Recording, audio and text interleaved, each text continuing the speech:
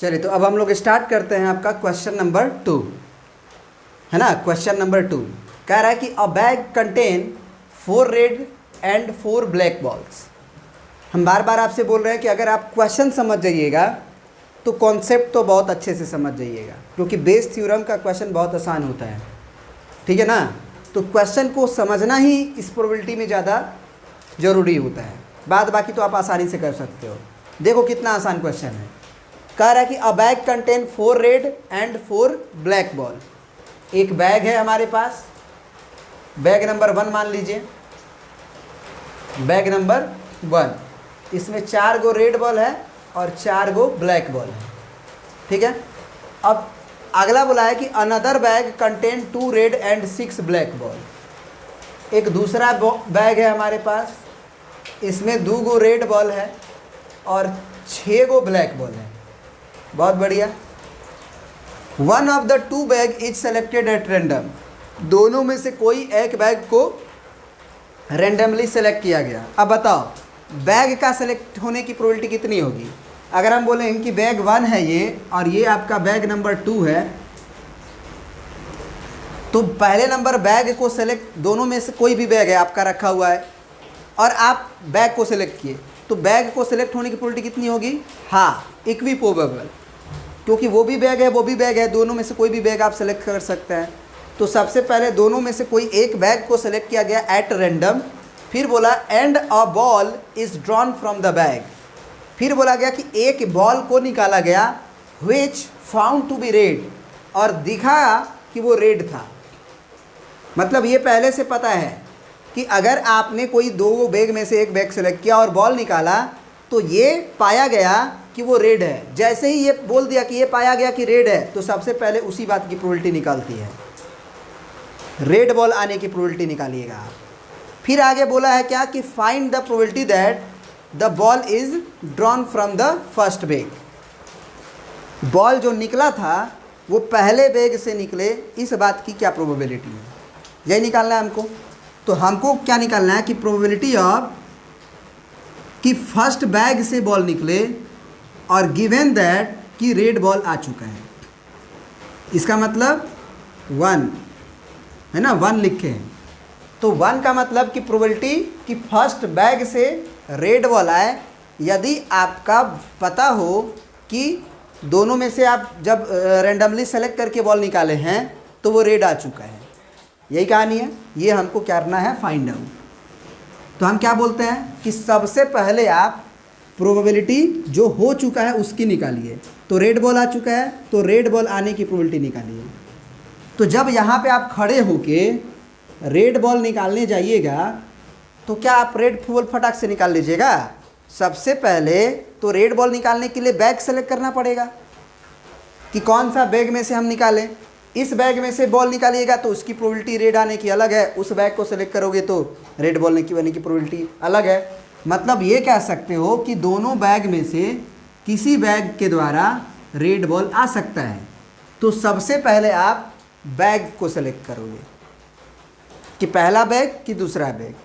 तो पहले red ball आने के लिए प्रोबेबिलिटी ऑफ, मान लो फर्स्ट बैग को सेलेक्ट किए इनटू, तो फर्स्ट बैग को सेलेक्ट किए इनटू कि प्रोबेबिलिटी ऑफ रेड बॉल यदि पहला बैग सेलेक्ट हुआ है, फिर plus probability of second bag का सेलेक्ट होना, और अगर सेलेक्ट सेकेंड बैग हुआ है तो रेड बॉल का आने की प्रोबेबिलिटी यदि सेकेंड बॉल सेलेक्ट हुआ है।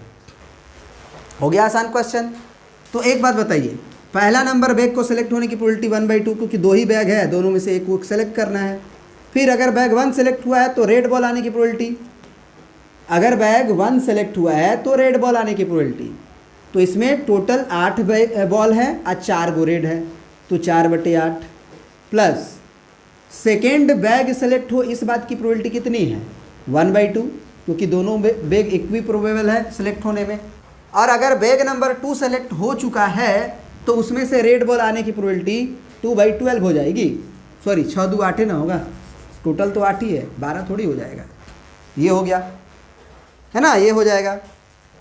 अब ये हम काट कूट सकते हैं, जो भी काटना हो, है ना। 4 का 4, 4 दूना के 8, और ये 2 चौके 8, तो ये हो गया आपका 1/4 अब प्लस 1/4 दूना के 8। ठीक है, अगर आप काटे नहीं तो वो ज़्यादा बेहतर है ना, ज़्यादा बेहतर है, क्योंकि दोनों का एलसीएम सेम रहेगा। 8 दूना 16, 8 दूना 16, तो वो ज़्यादा बेहतर रहेगा, तो वही रहने दीजिए।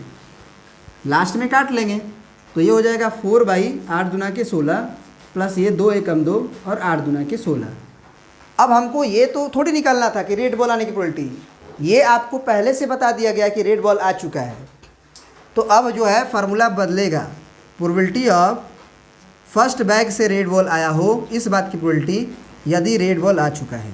तो आप इसको कैसे लिखते हो, probability of 1 intersection R red ball into probability of red ball. तो इसका क्या फार्मूला हो जाता है कि प्रोबेबिलिटी ऑफ पहले बैग सेलेक्ट हो इनटू प्रोबेबिलिटी रेड बॉल आने का यदि बैग नंबर 1 सेलेक्ट हुआ हो, ये ऊपर और नीचे प्रोबेबिलिटी ऑफ रेड बॉल। तो यहाँ पे यही माना जाता है कि रेड बॉल की कहानी ये ए है और ये बी है आपका। तो आपको क्या निकालना है, प्रोबेबिलिटी ऑफ फर्स्ट बैग से रेड बॉल आए, है ना, सॉरी प्रोबेबिलिटी ऑफ क्या निकालना है हमको कि फर्स्ट बैग से बॉल रेड आए यदि रेड आ चुका है। तो ये वाला कंट्रीब्यूशन पहले बैग सेलेक्ट होगा तब रेड बॉल आएगा। तो ये आंसर हो जाएगा आपका A/A + B, यानी कि PI × PR/I, ये वाली क्वांटिटी पहले होगी, यानी कि 4/16 ऊपर होगा, जो कि यहाँ पे लिख देते हैं हम 4/16, और नीचे हो जाएगा आपका प्रोबेबिलिटी ऑफ रेड बॉल आने की, तो वो हो जाएगा 4/16 अब प्लस 2/16। तो आपका आंसर हो जाएगा फाइनली 4/16, और नीचे का एलसीएम तो आप जानते ही हैं 16 आएगा, तो उसको ऊपर कर दीजिए और 4 और 2 सिंपल जोड़ दीजिए 6। तो ये 16 से 16 कट गया, 2 दूना के 4, 2 तिया के 6, यानी आंसर हो जाएगा फाइनल आपका 2/3।